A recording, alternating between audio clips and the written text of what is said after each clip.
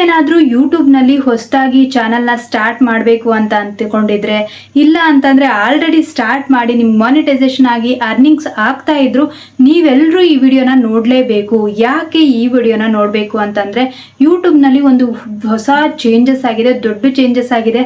ಅದೇನು ಅಂತ ಅಂದರೆ, ನಿಮ್ಮ ವಾಚಿಂಗ್ ಅವರ್ಸು ಮತ್ತು ನಿಮ್ಮ ಸಬ್ಸ್ಕ್ರೈಬರ್ಸ್ನಲ್ಲಿ ಏನೇನು ಚೇಂಜಸ್ ಆಗಿದೆ ಅನ್ನೋದನ್ನು ನಾನು ಈ ವಿಡಿಯೋದಲ್ಲಿ ಹೇಳ್ತೀನಿ. YPP ಪ್ರೋಗ್ರಾಮ್, ಯೂಟ್ಯೂಬ್ ಪಾರ್ಟ್ನರ್ ಪ್ರೋಗ್ರಾಮಲ್ಲಿ ಏನೇನು ಚೇಂಜಸ್ಗಳನ್ನ ಮಾಡಿದ್ದಾರೆ, ಇದರಿಂದ ಯಾರ್ಯಾರಿಗೆ ಏನೇನು ಎಫೆಕ್ಟ್ ಆಗುತ್ತೆ, ಏನಾದರೂ ರೆವೆನ್ಯೂಗೆ ಮಾನಿಟೈಸೇಷನ್ಗೆ ಏನಾದರೂ ಎಫೆಕ್ಟ್ ಆಗುತ್ತಾ, ಇದನ್ನೆಲ್ಲ ಈ ವಿಡಿಯೋದಲ್ಲಿ ಕಂಪ್ಲೀಟಾಗಿ ಹೇಳ್ತೀನಿ. ವಿಡಿಯೋಲಿ ಸ್ಕಿಪ್ ಮಾಡೋದಕ್ಕೆ ಹೋಗಬೇಡಿ. ನೀವೇನಾದರೂ ನನ್ನ ಚಾನಲ್ನ ಹೊಸದಾಗಿ ನೋಡ್ತಾ ಇದ್ದೀರಾ ಅಂತಂದರೆ 2 Bytes ಕನ್ನಡ ಚಾನಲ್ನ ಸಬ್ಸ್ಕ್ರೈಬ್ ಮಾಡೋದನ್ನ ಮರಿಬೇಡಿ. ಯೂಟ್ಯೂಬ್ನಲ್ಲಿ ಇವಾಗ ನಿಮ್ಮದು ಆಲ್ರೆಡಿ ಸಬ್ಸ್ಕ್ರೈಬರ್ಸ್ ಇದ್ದಾರೆ, ವಾಚಿಂಗ್ ಅವರ್ಸು ನಿಮ್ಗೆ ಎಷ್ಟು ಆಗಿರಬೇಕು. ಅವಾಗೆಲ್ಲ ಮೊದಲೆಲ್ಲ ಎಷ್ಟು ಮಾಡ್ತಾ ಇದ್ರಿ, ಬೈ 1000 ಸಬ್ಸ್ಕ್ರೈಬರ್ಸ್ ಆಗಿದ್ರೆ ಸಾಕು, 4000 ವಾಚಿಂಗ್ ಅವರ್ಸ್ ಆಗಿದ್ರೆ ಸಾಕು, ನೀವು ಯೂಟ್ಯೂಬ್ನಲ್ಲಿ ಮಾನಿಟೈಸೇಷನ್ ಮಾಡ್ಕೊಳ್ಬೋದಾಗಿತ್ತು. ಆದರೆ ಈಗ ರೂಲ್ಸು ಚೇಂಜ್ ಆಗಿದೆ. ನೀವಾಗ 4000 ವಾಚಿಂಗ್ ಅವರ್ಸ್ ಮಾಡ್ಕೊಳ್ಳೋದು ಅಲ್ಲ, 8000 ವಾಚಿಂಗ್ ಅವರ್ಸ್ ಮಾಡ್ಕೊಳ್ಬೇಕು. ಯಾವಾಗಿಂದ 8000 ವಾಚಿಂಗ್ ಅವರ್ಸ್ ಮಾಡ್ಕೊಳ್ಬೇಕು ಅಂತಂದರೆ, ನಿಮ್ಗೆ ಇನ್ನೂ 5 ತಿಂಗಳು ನಿಮಗೆ ಟೈಮ್ ಇದೆ.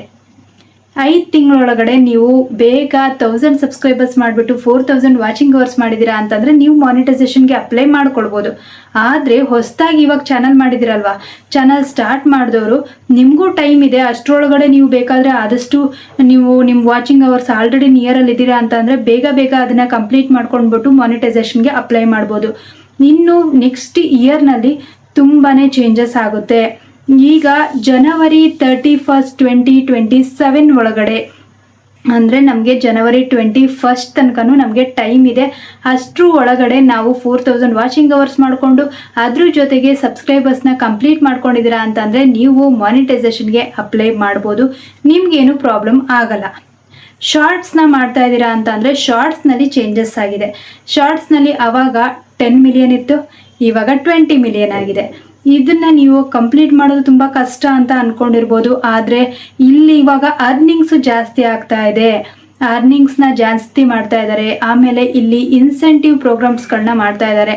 ಅಂತಂದರೆ ಏನು ಇನ್ಸೆಂಟಿವ್ ಅಂತಂದರೆ, ಇವಾಗ ಕಂಪ್ನಿಗಳೆಲ್ಲ ನಿಮ್ಗೆ ಗೊತ್ತು, ಕಂಪ್ನಿಲೆಲ್ಲ ಇವಾಗ ಏನಾದರೂ ನೀವು ಎಕ್ಸ್ಟ್ರಾ ವರ್ಕ್ ಮಾಡಿದಾಗೆಲ್ಲ ನಿಮಗೆ ಇನ್ಸೆಂಟಿವ್ ಅಂತ ಹೇಳಿ ಕೊಡ್ತಾರೆ. ಅದೇ ಥರ ಯೂಟ್ಯೂಬ್ನಲ್ಲೂ ಇನ್ಸೆಂಟಿವ್ನ ಸ್ಟಾರ್ಟ್ ಮಾಡ್ತಾರೆ. ಇವಾಗಲ್ಲ, ನೆಕ್ಸ್ಟ್ ಇಯರಿಂದ ಸ್ಟಾರ್ಟ್ ಮಾಡ್ತಾರೆ. ಆದರೆ ಇವರಿಗೆ ಎಷ್ಟೇ ಅಮೌಂಟ್ ಬರುತ್ತೆ ಅಂತೇಳಿ ಹೇಳೋದಕ್ಕಾಗಲ್ಲ. ಪಾರ್ಟ್ನರ್ ಪ್ರೋಗ್ರಾಮ್ ಚೆಕ್ ಮಾಡಿರೋ ಪ್ರಕಾರ ಅಲ್ಲಿ ಇನ್ಸೆಂಟಿವ್ ಬರ್ಬೋದು, ರೆವಿನ್ಯೂ ಜಾಸ್ತಿ ಆಗುತ್ತೆ.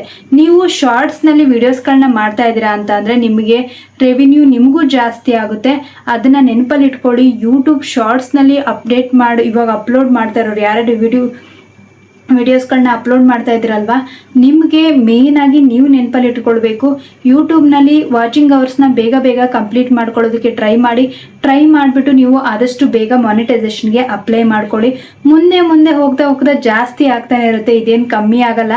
ಯಾವಾಗಲೂ ಇವಾಗ 4000 ಇದ್ದಿದ್ದು 8000ಗೆ ಆಗಿದೆ, ಮುಂದೆ ಇನ್ನೆಷ್ಟು ಆಗ್ಬೋದು ಹೇಳೋದಕ್ಕಾಗಲ್ಲ. ಇವಾಗ ಯೂಟ್ಯೂಬ್ ಸ್ಟಾರ್ಟ್ ಮಾಡಿದ್ದೀರಾ ಅಂತ ಅಂದರೂ ಏನು ಭಯ ಪಡೋ ಅವಶ್ಯಕತೆ ಇಲ್ಲ. ಇದರಿಂದ ನಿಮಗೆ ಆ್ಯಡ್ಸಿಂದ ರೆವಿನ್ಯೂ ಬರ್ಬೋದು. ಬೇರೆ ಏನಾದರೂ ಪ್ರೋಗ್ರಾಮ್ಸ್ಗಳನ್ನ ಯೂಟ್ಯೂಬ್ನಿಂದನೇ ಮಾಡಿಬಿಟ್ಟು ಅದರಿಂದ ರೆವಿನ್ಯೂ ಬರಂಗೆ ಮಾಡೋದು. ಆಮೇಲೆ ನೀವು ಆಲ್ರೆಡಿ ಮೆಂಬರ್ಶಿಪ್ ಎಲ್ಲ ತೊಗೊಂಡಿರ್ತೀರಲ್ಲ, ಅದರಿಂದ ರೆವಿನ್ಯೂ ಬರಂಗೆ ಮಾಡೋದು. ಯಾರ್ಯಾರು ಕ್ರಿಯೇಟರ್ಸ್ ಇದ್ದಾರೋ ಅವರಿಗೆ ಅಮೌಂಟು ಜಾಸ್ತಿ ಬರಂಗೆ ಮಾಡುತ್ತೆ. ಇಲ್ಲಿ ಅಮೌಂಟ್ ಕಮ್ಮಿ ಆಗಲ್ಲ. ಯೂಟ್ಯೂಬ್ನಲ್ಲಿ ನೀವು ವಿಡಿಯೋಸ್ಗಳನ್ನ ಕ್ರಿಯೇಟ್ ಮಾಡಿ ಅಮೌಂಟ್ ಏನು ಕಮ್ಮಿ ಆಗಲ್ಲ.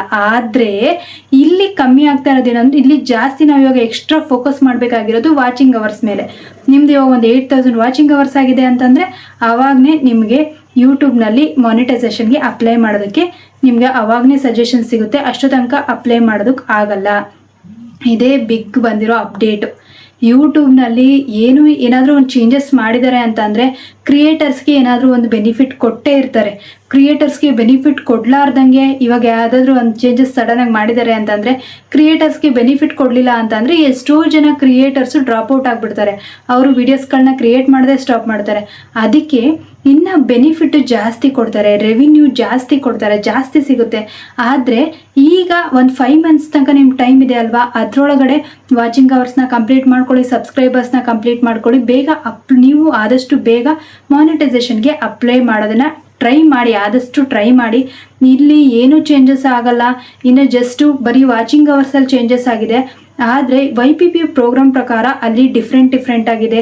ಬೇರೆ ಬೇರೆದ್ರಲ್ಲಿ ರೆವಿನ್ಯೂಗಳನ್ನ ಅಮೌಂಟ್ನ ನಿಮಗೆ ಜಾಸ್ತಿ ಇನ್ಕ್ರೀಸ್ ಮಾಡ್ತಾ ಇದ್ದಾರೆ. ಆ್ಯಡ್ಸಿಂದ ಆಗಿರ್ಬೋದು, ಇಲ್ಲಿ ಇನ್ನು ಹಲವಾರು ಪ್ರೋಗ್ರಾಮ್ಸ್ಗಳನ್ನ ಮಾಡ್ತಾರೆ. ಆ ಪ್ರೋಗ್ರಾಮ್ಸಿಂದ ಅಲ್ಲಿ ನಿಮಗೆ ಗಿಫ್ಟ್ ಫೀಚರ್ಸ್ ಎಲ್ಲ ಇವಾಗ ಲೈವಲ್ಲಿ ಹೆಂಗೆ ಬಂತು ಅದೇ ಥರ ಗಿಫ್ಟ್ ಫೀಚರ್ಸಲ್ಲಿ ಅದರಿಂದ ಎಲ್ಲ ಚೇಂಜಸ್ಗಳು ಆಗ್ತಾ ಇದ್ದಾವೆ. ಆದರೆ ಯೂಟ್ಯೂಬ್ನಲ್ಲಿ ವಾಚಿಂಗ್ ಅವರ್ಸ್ ಬಗ್ಗೆ ಗಮನ ಕೊಡಬೇಕು. ಆದಷ್ಟು ನೀವು ಟರ್ಮ್ಸ್ ಆ್ಯಂಡ್ ಕಂಡೀಷನ್ಸ್ ಇತ್ತಲ್ವಾ, ಅಲ್ಲಿ ರೂಲ್ಸಲ್ಲಿ ಹೋಗಿ ಟರ್ಮ್ಸ್ ಪಾಲಿಸಿಲಿ ನೋಡಿ. ಅಲ್ಲಿ ನೀವು ಯೂಟ್ಯೂಬ್ ಸ್ಟುಡಿಯೋಗೆ ಹೋಗಿ, ಯೂಟ್ಯೂಬ್ ಸ್ಟುಡಿಯೋದಲ್ಲಿ ಹೋಗ್ಬಿಟ್ಟು ಅಲ್ಲಿ ಕಮ್ಯುನಿಟಿ ಇಲ್ಲ ಅಂತಂದರೆ ಅರ್ನ್ ಸೆಕ್ಷನಲ್ಲಿ ಹೋಗ್ಬಿಟ್ಟು ಅಲ್ಲಿ ಟರ್ಮ್ಸ್ ಆ್ಯಂಡ್ ಪಾಲಿಸೀಸ್ ಇರುತ್ತಲ್ವಾ, ಅಲ್ಲಿ ಏನಾದರೂ ನಿಮಗೆ ಆಕ್ಸೆಪ್ಟ್ ಅಂತೇಳಿ ಬಂದಿದೆಯಾ ಅಂತ ನೋಡಿ. ಅಲ್ಲಿ ಒಂದು ವೇಳೆ ಆಕ್ಸೆಪ್ಟ್ ಅಂತ ಬಂದಿತ್ತು, ನೀವು ಆಲ್ರೆಡಿ ಮಾನಿಟೈಸೇಷನ್ ಆಗಿದ್ದರೆ ಅವ್ರು ಇದನ್ನು ಮಾಡ್ಬೋದು. ಆಕ್ಸೆಪ್ಟ್ ಅಂತ ಬಂದಿದೆಯಾ ಅಂತ ಚೆಕ್ ಮಾಡಿಬಿಟ್ಟು ಅಲ್ಲಿ ಒಂದು ವೇಳೆ ಟೆಮ್ಸ್ನ ಎಲ್ಲ ಕರೆಕ್ಟಾಗಿ ಚೆಕ್ ಮಾಡಿಬಿಟ್ಟು ಆಮೇಲೆ ಆಕ್ಸೆಪ್ಟ್ ಅಂತ ಮಾಡಿ. ಬಂದಿಲ್ಲ ಅಂತಂದರೆ ನನಗೆ ಕಮೆಂಟ್ನ ಮಾಡಿ. ನಿಮ್ಗೇನಾದರೂ ಇಲ್ಲಿ ಚೇಂಜಸ್ ಇದೆ, ನಿಮ್ಗೇನಾದರೂ ಚೇಂಜಸ್ನ ಮಾಡ್ಕೊಳ್ಬೇಕು ಅಂತ ಇದ್ದರೂ ನಿಮಗೆ ಅಲ್ಲಿ ಫೀಡ್ಬ್ಯಾಕ್ಸ್ನ ನೀವು ಕೊಡ್ಬೋದು. ಫೀಡ್ಬ್ಯಾಕ್ಸ್ನ ಕೊಡೋದ್ರಿಂದ ಏನು ಚೇಂಜಸ್ ಆಗುತ್ತೆ ಅಂತ ನನಗೆ ಅನಿಸಲ್ಲ. ಯಾಕಂತಂದರೆ ಯೂಟ್ಯೂಬ್ನಲ್ಲಿ ಆಲ್ರೆಡಿ ಆ ಚೇಂಜಸ್ಸು 31 ಜನವರಿ 2027 ತನಕ ನೀವು ಇದನ್ನೆಲ್ಲ ಚೆಕ್ ಮಾಡ್ಕೊಳ್ಬೇಕು. ಅಷ್ಟರೊಳಗಡೆ ಮಾನಿಟೈಸೇಷನ್ ಆದವ್ರಿಗೆ ಏನೂ ಪ್ರಾಬ್ಲಮ್ ಇಲ್ಲ. ಅದ್ರ ಮುಂದೆ ಮಾನಿಟೈಸೇಷನ್ ಹೊಸ ಕ್ರಿಯೇಟರ್ಸ್ಗೆ 8000 ವಾಚಿಂಗ್ ಅವರ್ಸ್ ಆಗಲೇಬೇಕು ಅಂತೇಳಿ ಅಲ್ಲಿ ಕಂಪಲ್ಸರಿ ಮೆನ್ಷನ್ ಮಾಡಿ ಆಗಿದೆ. ಅದಕ್ಕೆ ಆದಷ್ಟು ಅದ್ರ ಬಗ್ಗೆ ಗಮನ ಕೊಡಿ. ಇದರಿಂದ ಏನು ಯೂಟ್ಯೂಬರ್ಸ್ಗೇನು ಪ್ರಾಬ್ಲಮ್ ಆಗಲ್ಲ. ನಿಮಗೆ ಅದೇ ಯೂಟ್ಯೂಬರ್ಸ್ನಿದೆ ಇವಾಗ ನೀವೇನೋ ಮೋಟಿವೇಶನ್ ಇಟ್ಕೊಂಡ್ಬಿಟ್ಟು 2 ಮಂತ್ಸು 3 ಮಂತ್ಸಲ್ಲಿ ವೀಡಿಯೋಸ್ಗಳನ್ನ ಕ್ರಿಯೇಟ್ ಮಾಡಿಬಿಟ್ಟು ವಾಚಿಂಗ್ ಅವರ್ಸ್ನ ನೀವು ಕಂಪ್ಲೀಟ್ ಮಾಡ್ಕೊಂಡ್ಬಿಟ್ಟು ಇವಾಗಲೇ ನೀವು ಮಾನಿಟೈಸೇಷನ್ಗೆ ಅಪ್ಲೈ ಮಾಡ್ಬೋದು. ಯಾವುದೇ ರೀತಿಯಾದಂಥ ಪ್ರಾಬ್ಲಮ್ ಆಗಲ್ಲ. ಅದನ್ನು ನೆನಪಲ್ಲಿ ಇಟ್ಕೊಳ್ಳಿ. ನಿಮಗೆ ಏನನ್ನಿಸ್ತು ಈ ಬಿಗ್ ಅಪ್ಡೇಟ್ ಬಗ್ಗೆ ಅಂತೇಳಿ ನನಗೆ ಕಮೆಂಟ್ ಮಾಡಿ. ಹಾಗೆ ಕಮೆಂಟ್ ಮಾಡೋದ್ರ ಜೊತೆಗೆ ಲೈಕ್ ಮಾಡಿದ ತಕ್ಷಣ ಹೈಪ್ ಬರುತ್ತೆ. ಹೈಪ್ನ ಸಹಿತ ಒತ್ತಿ. ಇದರಿಂದ ನನಗೆ ಬೇರೆ ವಿಡಿಯೋಸ್ಗಳನ್ನ ಹಾಕೋದಕ್ಕೆ ಮೋಟಿವೇಶನ್ ಸಿಗುತ್ತೆ. ಈ ವಿಡಿಯೋ ಇಷ್ಟ ಆಗಿದ್ರೆ 2 ಬೈಟ್ಸ್ ಕನ್ನಡ ಚಾನಲ್ನ ಸಬ್ಸ್ಕ್ರೈಬ್ ಮಾಡೋದನ್ನು ಮರಿಬೇಡಿ. Thanks for watching. ನೆಕ್ಸ್ಟ್ ವಿಡಿಯೋದಲ್ಲಿ ಸಿಗೋಣ.